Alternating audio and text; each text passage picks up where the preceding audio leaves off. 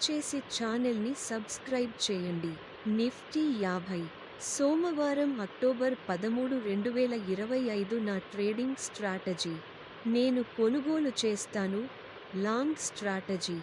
25,300 పాయింట్ల కంటే ఎక్కువ కొనండి. మొదటి లక్ష్యం 25,400.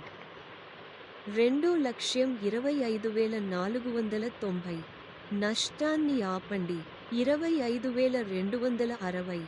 నేను అమ్ముతాను. Short strategy. 25,260 పాయింట్ల కంటే తక్కువ అమ్ముతాను. మొదటి లక్ష్యం 25,200.